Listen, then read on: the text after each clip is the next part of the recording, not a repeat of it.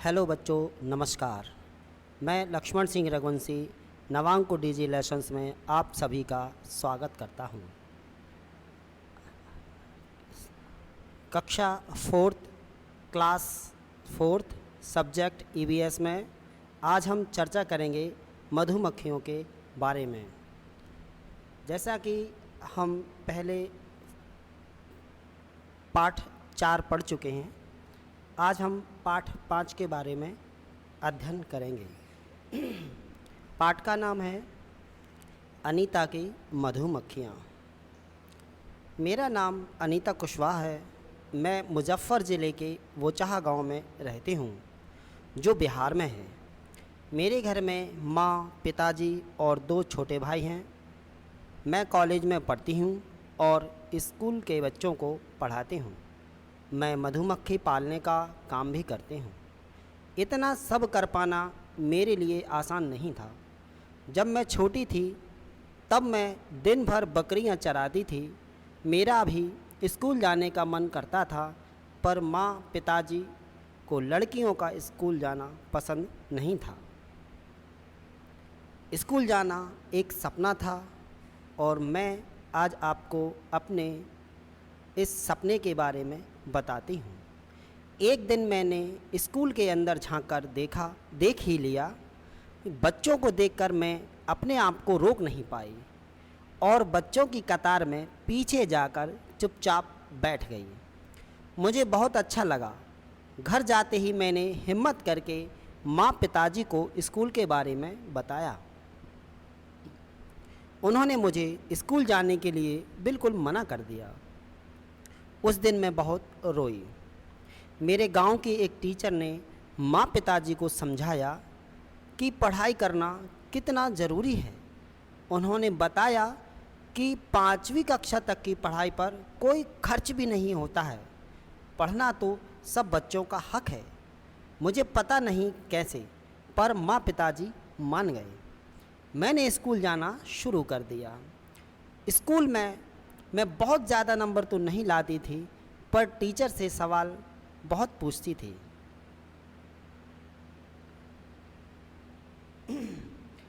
School में क्या होता है देखते हैं। देखते ही देखते 5 साल बीत गए। मैंने 5वीं कक्षा पास कर ली। मुझे पता चला कि 6ठी कक्षा में खर्चा बढ़ जाएगा। माँ पिताजी ने कहा कि स्कूल छोड़ दो, पर मैं आगे पढ़ना चाहती थी। मैंने हल ढूंढ ही लिया। मैं अपने से छोटे बच्चों को पढ़ाने लगी। उससे मुझे जो पैसे मिलते थे उनसे मैं अपनी पढ़ाई आगे कर पाई। सभी बच्चों के मन में एक पुरानी याद रहती है कि हमारे साथ क्या हुआ था। ऐसे ही अनीता की एक याद है। वो बताती है कि मुझे याद है कि गांव में कुछ लड़के बड़े बच्चों को भी पढ़ाते थे। उन्हें मेरा बच्चों को पढ़ाना पसंद नहीं आया। उन्होंने मेरे पास आने वाले बच्चों को डराना धमकाना शुरू कर दिया। 2 बच्चों को छोड़कर सबने आना बंद कर दिया। कुछ दिनों बाद बाकी बच्चे भी लौट आए, क्योंकि मैं उन्हें प्यार से पढ़ाती थी। बच्चों, आपको भी पता होगा कि जो हमसे प्यार से बातें करता है, प्यार से समझाता है, हम उसके पास ही पढ़ने को जाते हैं और हमारा मन भी उन्हीं से पढ़ने को लगता है जो हमें प्यार से पढ़ाते हैं।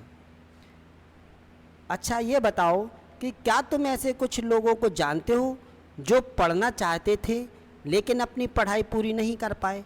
उनके बारे में कक्षा में बताओ और चर्चा करो।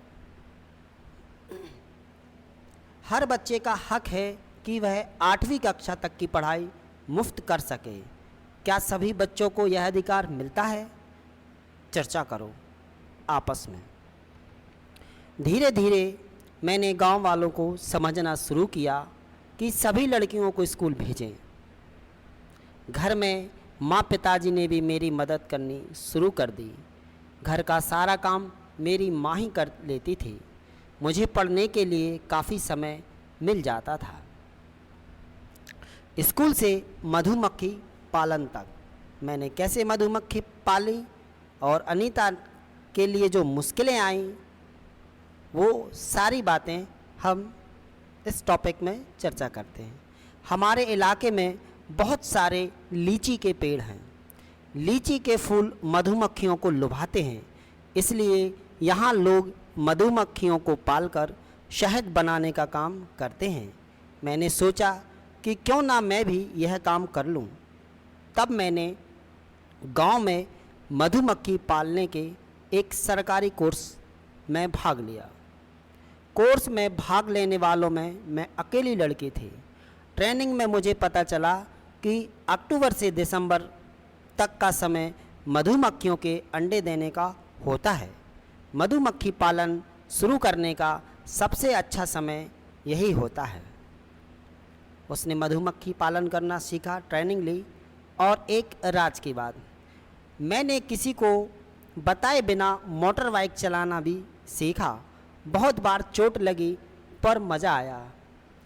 जब बच्चों हम भी छोटे थे तो देखा होगा कि हम भी साइकिल चलाना सीखते हैं, और साइकिल चलाते समय हमें भी कई बार चोटों का सामना करना पड़ता है। गिरते हैं, उठते हैं और फिर हम साइकिल चलाना आखिरकार सीख ही जाते हैं। इसी तरह जीवन में कई मुश्किलें आती हैं, लेकिन हमको घबराना नहीं चाहिए और अपने कार्य को पूरी लगन से करना चाहिए।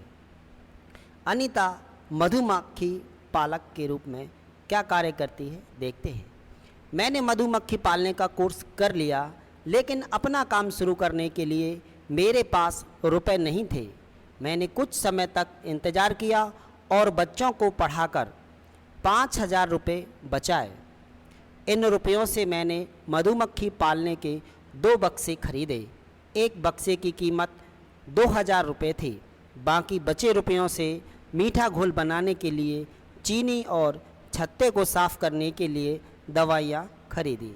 ये जो आप देख रहे हैं ये छत्ता है, यहाँ पे मधुमक्खियाँ हैं और इसको साफ़ करके फिर इसका बॉक्स एक बनाते हैं और उसमें मधुमक्खी पालन होता है।